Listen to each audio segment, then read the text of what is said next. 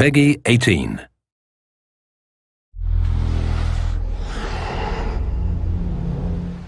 Hi, my name is Ashraf Ismail, Game Director of Assassin's Creed 4 Black Flag, and I'm very proud to be showing off the Caribbean open world. Here, we're going to start with Edward. After completing a few missions, he's met up with the assassins, but he's not yet bought into the creed, so he still has this selfish need for fame and fortune. Edward is one of the most unique characters we've created for the Assassin's Creed universe. He is a man who is still trying to figure out who he is in life and what he wants to get out of it. At this point in the story, he still wants that fame, so one way to get it is to complete these assassination contracts. This is a way to make money and to gain a bit of notoriety. So here we go. We have 2 targets to take out, 2 Templar brothers. So we're going to accept the contract, and the world map is going to show us where this contract takes place. So we see here that the contract is actually very close to us.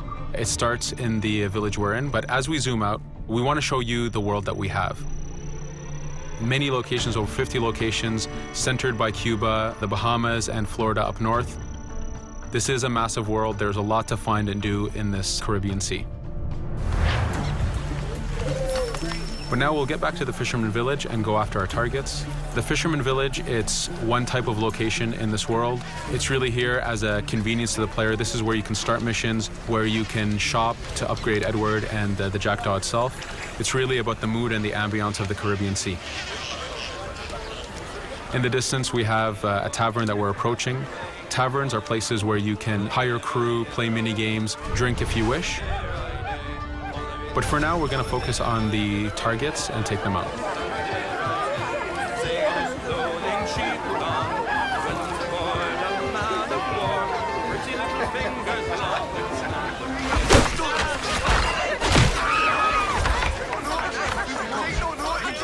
Now that we've taken out one brother, the other one's going to bolt.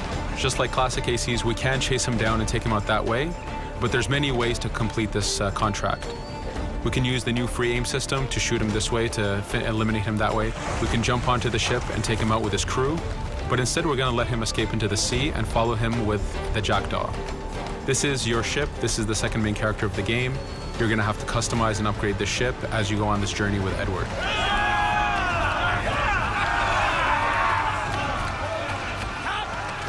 We've seamlessly gone from a ground chase right into a naval chase. We could destroy the ship and complete the contract that way, but instead, using the spyglass, we can see that he's carrying a lot of rum. Rum is important in the economy system. It's one way of making a lot of money if you sell it properly. So instead of destroying the ship, we're going to plunder that ship. Fire! Here you can see the upgrades that we've made into the naval combat. Using the front cannons, you can shoot chain shots to slow down the ship. Using the new round shot mechanic of trajectory aiming, you can aim for the hull and do a lot of damage this way. This specific enemy is what we call a frigate. Frigates are the type of ships that you need to destroy as fast as you can, because the longer the fight lasts, the more damage they're capable of doing. We have other enemy types like the Charger or the Man of War. The Man of War is a massive ship capable of carrying over 100 cannons. These are ships that you really need to upgrade to be able to face. But now that this frigate has been demasted, we can start the boarding. Boarding, it's very important. You are a pirate. This is how you gain cargo. This is how you take on ships. So here we can start the boarding from any orientation or angle we wish. The distance even matters. If you get too close, the 2 crews will just jump right into each other. If you start a bit further, you can jump in the water and go in for a sneak stealth attack. We have 2 objectives to accomplish for this boarding. We can take out the captain, and we need to take out some of his crew. So using the swivel gun, we will efficiently take out a lot of the crew. And now we'll go for the captain using Edward's navigation abilities. Here, again, using the new frame system, we have a dangerous enemy on the other side taking out our crew. We can easily take him out with a headshot. So what we see here is that 2 ships have come together to create this 3D environment where, using your assassin abilities to navigate, to be stealthy, you can take the advantage and get the kill by surprise. Now that we've taken out the captain, we still need to take out a few of the crew members to complete this boarding. Now that we've plundered the ship, we're going to gain that rum that we saw earlier, but we're also going to gain ammo and crew members and some gold. With every boarding, there's 3 options that you can do with that ship. You can gain crew members, you can send the ship to your fleet if you wish, or you can salvage a ship to repair the Jackdaw if you took too much damage in the fight. In this case, since we did well, we're going to send the ship to our fleet.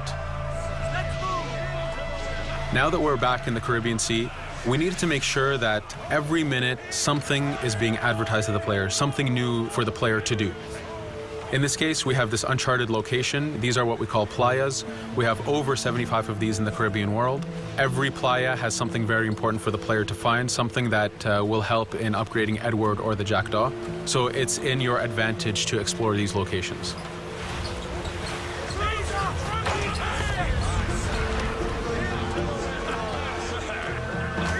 Again, for us, seamlessness is very important. We needed to be able to explore this Caribbean world without having too much interruption in the action. So being able to just let go of the wheel anywhere we want, jump into the water, and swim over to that location. This is very important for the mood and the immersiveness of this Caribbean open world. Here, as we get on the playa, in the distance we can see that there's a faction battle, but closer to us we can see that there's this poor drunken sailor who's passed away. But being a pirate, of course, we're going to loot his body and see what he has for us.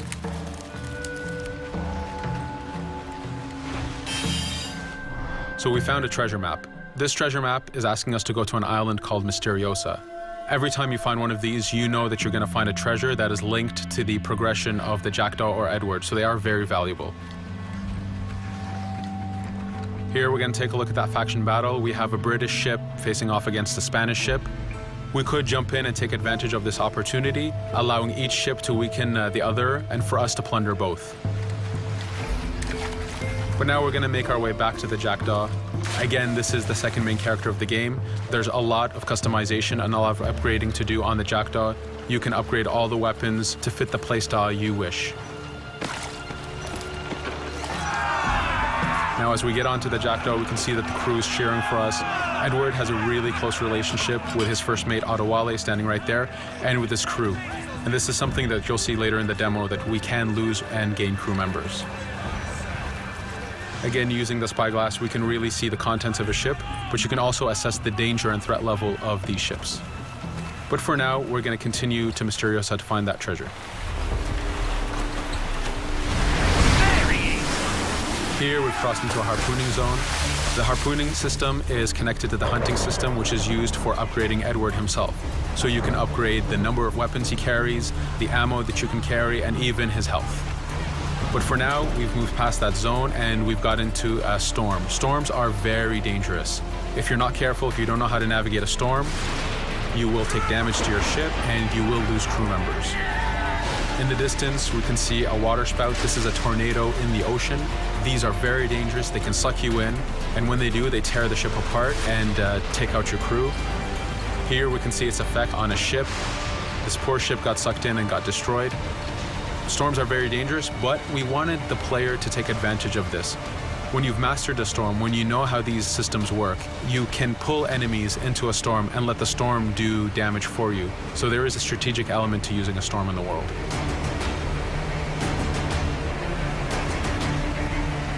Here we can see that the storm is dying down a bit, but there's still this torrential downpour. It was very important for us to get the real mood of and atmosphere of the Caribbean in the weather cycles and in the daytime cycles.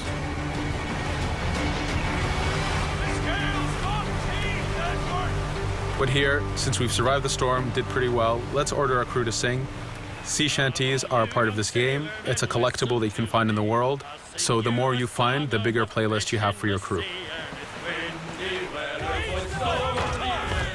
But for now, we've made it to Misteriosa. So again, we're going to seamlessly get off our ship and explore this location. Misteriosa is a Mayan ruin. Mayan ruins are heavy with stealth and navigation capacities. There's a lot of treasures and hidden discoveries to be found in these locations.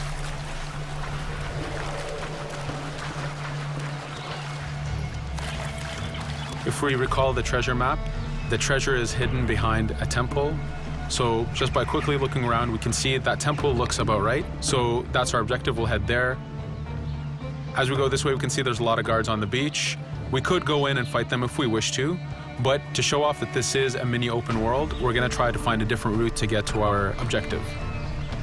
Here, we've seen a guard. We don't want to alert him, and we don't want to alert the guards on the beach, so we're going to use our stealth ability to take him out silently. No te muevas.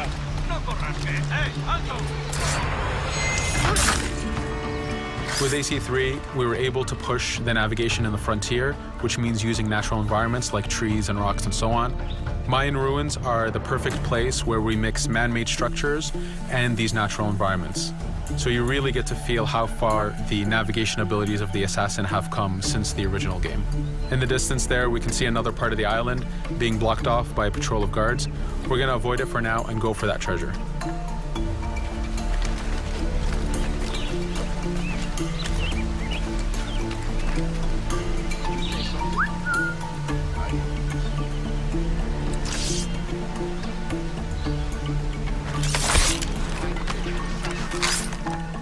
It's important for us to be able to give the players new tools, specifically for stealth. In this case, we have the blowpipe. Using the berserk darts, you make your enemies go crazy. Effectively, this means that they'll attack anything and everything in sight, including their own friends, animals, or Edward if he was in the way. So you do have to be careful with how you use it. But now that we've caused a distraction, if we happen to fall down there, at least there's already a bit of damage done for us. But using our navigation skills, we're able to get past that area without any trouble. There in the distance, you can see the jackdaw placed exactly where you left it when you got onto this location. It's really important for us to show the beauty of this Caribbean world. The Caribbean has some amazing vistas, and we pushed ourselves to replicate this in the game.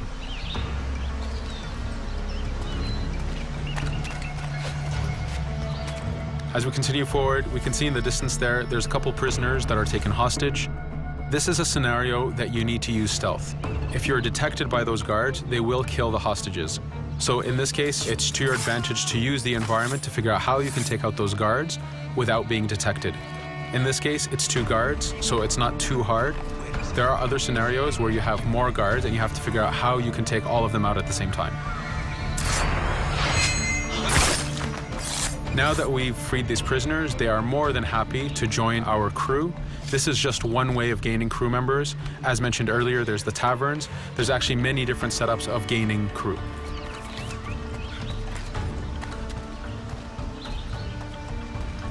Here, we're going to go back to the treasure map.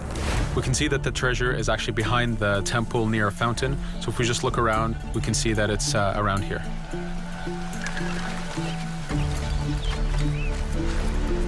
Now that we've found the treasure, what we've actually found is a blueprint. Blueprints are incredibly valuable for the upgrading of the jackdaw. This is how you can upgrade the biggest and most devastating upgrades of the ship. So here we're approaching a reach high point. Just like classic ACs, synchronizing with a reach high point reveals the contents of a location and the map itself. But as an added feature, because this game world is so huge, there are many different locations, this also becomes a fast travel point. So now you can, by synchronizing, now you can come back here anytime you wish to collect those treasures that we passed up a bit earlier. Here we've reached the end of the demo. This was a tease of the open world that we have. We're very excited to be able to show off this game and to let you play it very soon. Thank you for joining us.